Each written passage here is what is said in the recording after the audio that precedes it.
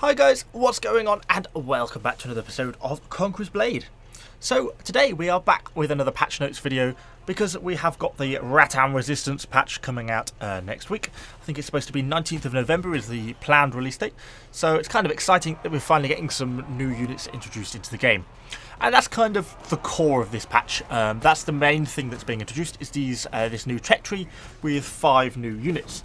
So we're getting the Rattan Round Shields, Rattan Pikemen, 2 Rattan Range units, the Vipers and the Marksmen, as well as kind of these mounted crossbowmen, these Rattan Rangers, that if you've been kind of keeping up to date with any of the Frontier news, I'm sure you've probably heard about, because these guys are kind of a little bit famous already, because they've been proved to be quite effective so far over on the Frontier server. So we'll kind of have to see when they're introduced if they're going to be as powerful over here or if they're going to be a little bit of a disappointment.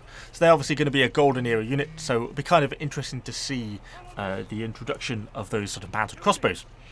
So apart from the Rattan units being introduced, which kind of we'll be looking at in separate videos once the patch actually gets released, what else have we got coming to the game and what else is kind of being introduced in this patch?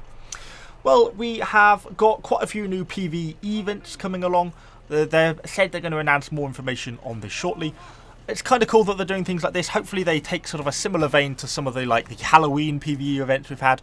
Some more challenging, proper, decent PvE events with good rewards. It'll be kind of cool to have that introduced, particularly if we start getting different themes for them and different interesting things of them, so kind of getting brought in. So I'm hopeful that's kind of going to be pretty cool. I'm pretty looking forward to that.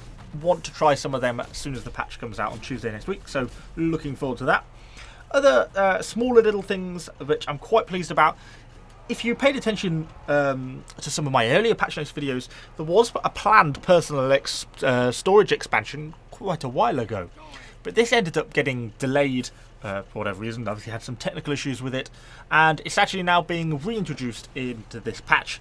So Warlords can now purchase an item for 200,000 silver from the smuggler to expand their personal storage by 8 slots. It's like a bag expansion, you know, if you play any MMO type games, these are kind of a common thing to introduce.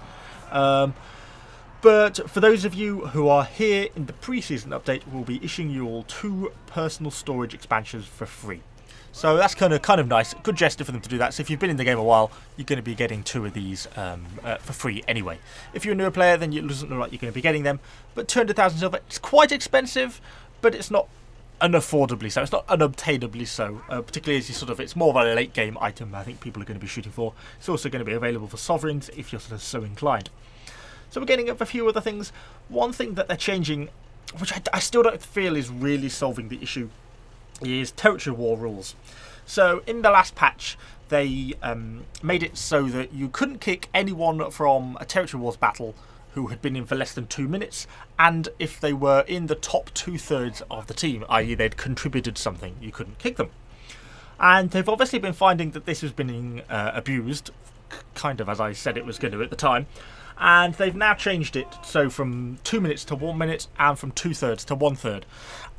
Personally, I still don't feel it really addresses the problem. People have kind of been abusing this, houses have been abusing this by setting wars between themselves and then effectively sort of blocking various people so they can't basically get in by blocking up battle lines and stopping enemy houses from being actually able to get in the battle to try and take the city. It's a bit of a cheap tactic. It's kind of something that's been a problem for a while, and I don't think these changes are really going to solve that. I think it's something that ultimately is going to require something else to kind of address this. So for me, yeah, it's a change. I don't think it's going to ultimately solve the problem. I think we're going to see further changes on that in the future going forwards, probably.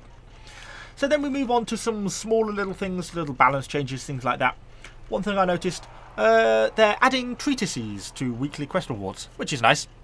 I definitely feel that we need to get things, these treaties, because obviously treaties give you doctrines, and really you only get them for expeditions at the moment. You can find them occasionally in vaults and things like that, but they're very rare to find, and we kind of feel like we need more of them. So it's certainly a good thing that they're kind of introducing them to the weekly rewards. I think you get 1 for a page's gift, and then it's going to be 2 for everything else. So like the squire's gift, the knight's gift, and the marshal's gift will give you 2 treaties each. So you're going to be able to earn a fair chunk of these sort of as you're just doing your weekly quests. So it's kind of going to be a real incentive to actually be pushing through your weekly quests. We're also having some slight map adjustments to Hidden City.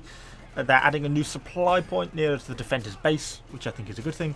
And added a new path behind the defender's base plan, making it easier for warlords to retreat and defend the base camp. Yeah, good changes. It's nice to see that they are actually looking at balance statistics, looking at win-loss statistics for certain maps, and then are adjusting based on when the defenders are struggling more or when the attackers are struggling more.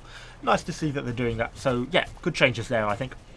We also have various things, some changes to the tutorial stuff, some pretty minor stuff, and a few miscellaneous changes to the way that things like hero rankings are calculated and stuff like that.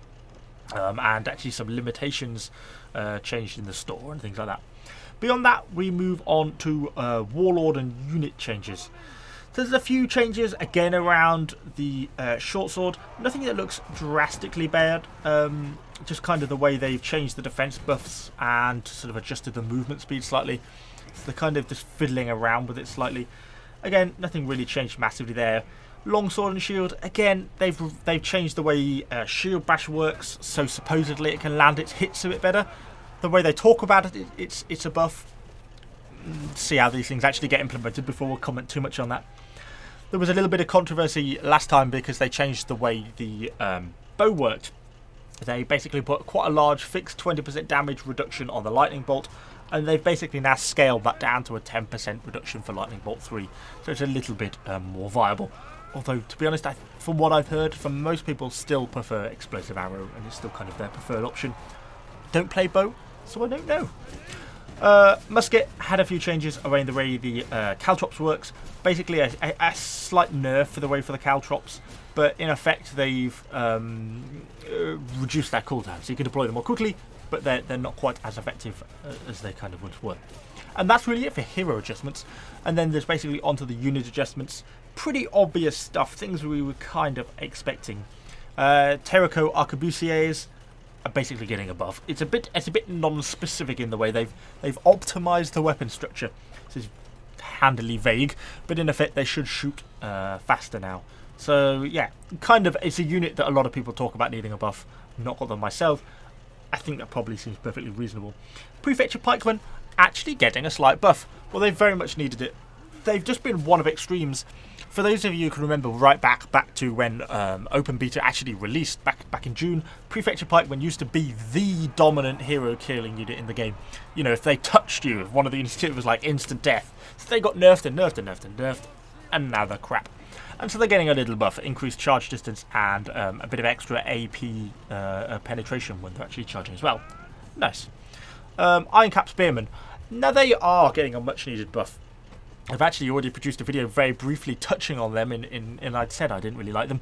So actually maybe that changes slightly because they're getting a leadership cost decrease, i.e. they cost less to field, and they're getting a unit size increase. So it's just a flat out buff for them, which is nice.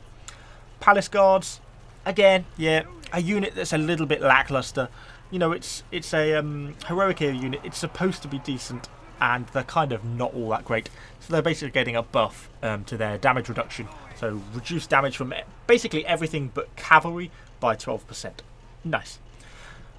Imperial Archers getting some basically increased firing speed to bodkin arrows. Great if you want to shoot bodkin arrows. Is it going to make a massive change to the way the unit feels? Probably not. So yeah, some changes for the positive, but nothing vastly game-changing, I don't feel there. Vanguard Archers are also getting some changes. Again, just a little bit around movement speed and things like that, to slowing was adjusted to move and fire, slowing targets and stuff like that. So nothing massive, but a few little bits. Then there's a long list of bug changes. Had a look through that. Nothing immediately stands out as any super little hidden sneaky changes that I noticed. But all in all, a decent patch really. Nothing outrageous that stands out on the balancing front. Great to see that we're getting the new units added in. And I'm also quite pleased about that personal storage expansion. I really need that, and I think a lot of people really need that, so that's certainly a good thing. Maybe 200,000 silver was a little on the high side. Maybe 100,000 would have been more reasonable, but yeah, there we go. It's kind of, it is what it is. And I'm also pleased about the new PvE events that are kind of getting introduced. But as I said, the territory war stuff, I think that's going to be a continual problem for a while yet, that they're going to end up talking about again. But we shall see. So that's all I've got for you today anyway. Hopefully that was vaguely interesting and kind of informative. If it was, do let me know any questions you have down in the comments down below. Of course, subscribe to the channel for a load more Conqueror's Blade content, and I shall see you guys all on the next video.